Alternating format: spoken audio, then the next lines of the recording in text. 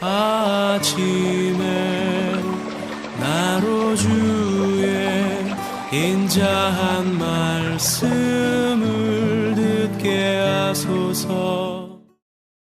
성도 여러분 안녕하세요. 월요일입니다.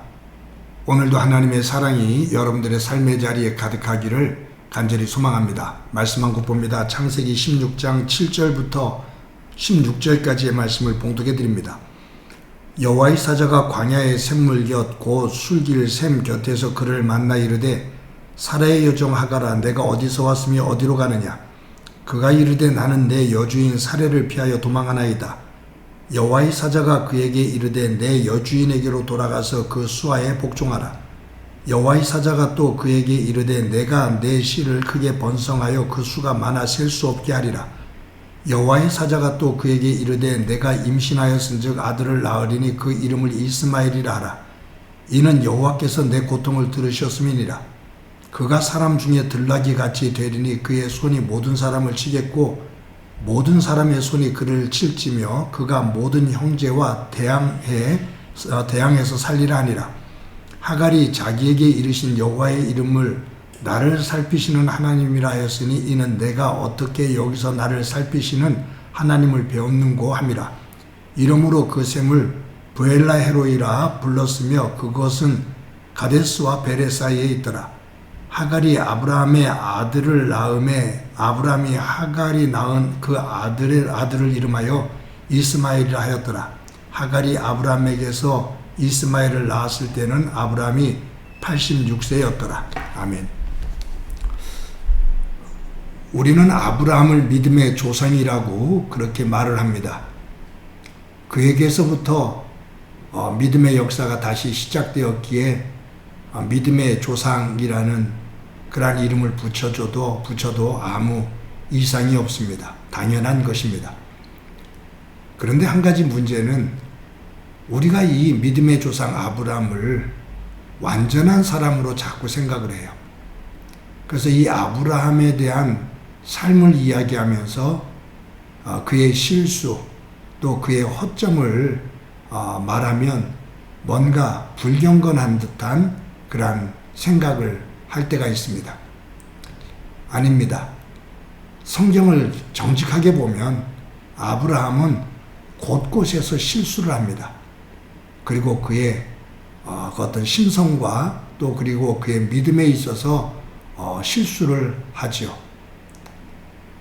그렇기 때문에 그런 부분을 제대로 보고 또 그런 것들을 평가할 수 있을 때 아브라함이 될 수 있었던 것은 그의 어떤 의로운 삶이라기보다 전적인 하나님의 은혜, 아브라함의 의에 주목하는 것이 아닌 그런 실수에도 불구하고 아브라함을 품고 세우시는 하나님의 은혜가 더 크게 보여집니다. 결국은 아브라함이 아브라함 될 수 있었던 것, 그것은 전적으로 하나님의 은혜입니다. 아브라함이 하나님의 부름을 받아 갈대아 우르에서 떠납니다. 본토 친척 아비집을 떠나라는 하나님의 명령을 듣고 그가 자라고 성장한 삶의 모든 것들이 다 있는 갈대아 우르를 떠난다는 것은 대단한 결단이고 순종입니다. 그런데 완전한 순종인 것처럼 보여지지만 거기에 한 가지 실수가 있습니다. 뭐냐 하면 조카 롯을 데리고 떠납니다. 어린 조카인데 왜 조카 롯을 데리고 떠났을까?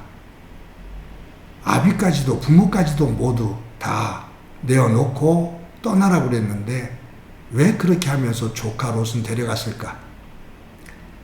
아마 어린 조카지만 함께하면 낯선 길에 조금이라도 힘이 되어지고 위로가 될 수 있었기 때문에 그럴 수도 있습니다. 아니면 이 조카 롯의 아버지가 일찍 세상을 떴거든요. 그래서 돌볼 사람이 없는 조카 롯을 삼촌인 아브라함이 잘 거둬주었다라고 생각도 할 수 있습니다.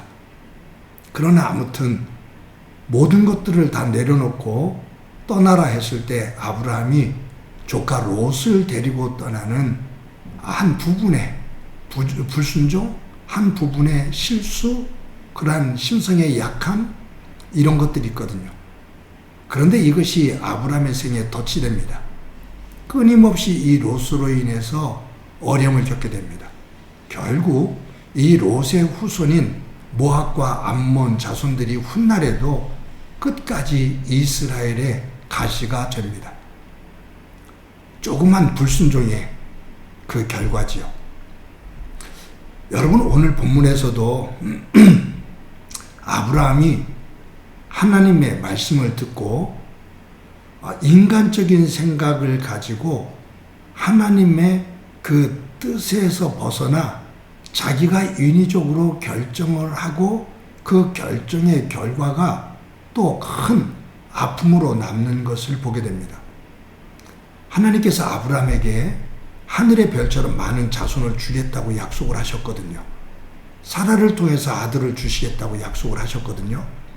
그런데 이 약속을 하고 시간이 지났는데 몇 년이 지났냐 하면 10년이 지났습니다. 아브라함이 75세 때 하나님의 부름을 받았는데 10년이 지난 거예요. 그런데 나이가 많은데 아들을 낳지를 못해요. 그때 이 사라도 포기를 하죠. 왜냐하면 생물학적으로 자기도 불가능하다는 걸 알거든요. 그랬을 때 사라가 자신의 몸종인 하갈을 아브라함에게 줍니다. 그러면서 이 하갈을 통해서 아들을 낳으라고 권하죠. 그때 아브라함이 그 가지고 있는 믿음의 모습으로 본다면 무슨 말 하는 거냐? 하나님께서 나에게 당신을 통해서 아들을 주신다고 말씀하셨다. 그건 안 된다. 라고 말을 했을 법한데 아브라함은 못 이기는 척 하면서 그 사라의 몸종 하갈을 받아들여서 첩으로 받아들여서 아들을 낳게 됩니다. 그 과정 속에서 또 가정에 큰 분란이 생기죠. 하갈이 아들을 낳아요. 그 아들의 이름이 이스마엘입니다. 근데 이 이스마엘의 후손들이 또한 이스라엘의 커다란 가시가 됩니다. 아픔이 돼요. 큰 고통을 만들어줍니다. 아브라함의 생애 가운데 우리가 한 번씩 짚어보는 것은 아브라함이 순종을 하면서도 거기에 한 번씩 인간적인 생각을 가지고 한 부분의 불순종을 만들어내는 영역들이 있는데 그때마다 그것이 훗날에 아픔으로 가시로 만들어지는 것을 볼 수가 있습니다. 사랑하는 성도 여러분, 저와 여러분들의 삶의 자리에 이와 같은 아브라함의 실수, 아브라함이 겪게 되어지는 그 고통, 그 삶이 우리에게도 있죠. 우리의 믿음이 부족해서 또 어느 순간 인간적인 생각으로 세상 것에 빠져 하나님의 말씀에서 떠나 또 한순간 불순종할 때 순간에 이익이 되는 것 같고 편한 것처럼 보였지만 시간이 지난 이후에 그것이 나에게 커다란 아픔이 되어지는 것을 우리는 경험하기도 합니다. 오늘도 하루를 살아가면서 믿음의 자리에 설 수 있기를 소망합니다. 우리들의 믿음이 흔들리는 조그만 유혹들이 곳곳에 있는데 오늘도 성령 안에서 굳건한 믿음을 가지고 하나님의 말씀에 순종하는 그 길을 걸어 하나님께서 우리를 위해서 예비해 두신 그 진정한 복의 자리에 설 수 있기를 간절히 소망합니다. 한번 기도합니다. 하나님 아버지, 오늘도 귀한 한날 허락해 주신 것 감사합니다. 믿음의 조상인 아브라함이 하나님의 말씀에 철저히 순종을 하다가도 한 번씩 인간적인 생각을 가지고 불순종하는 모습을 보일 때가 있는데 그때마다 나온 결과가 나중에 그의 삶에 커다란 쓴뿌리가 되어지는 모습을 봅니다. 아픔의 가시가 되어지는 모습을 봅니다. 이러한 아브라함의 삶을 우리가 우리의 교훈의 틀에 두고 돌아보면서 우리의 삶의 자리에 불순종으로 인해 만들어지는 아픔이 없도록 정신을 바짝 차리고 하나님의 말씀에 순종의 길을 걸어가는 삶이 되도록 은총 베풀어 주옵소서. 주께서 함께해 주시라 믿고 예수님의 이름으로 기도드립니다. 아멘.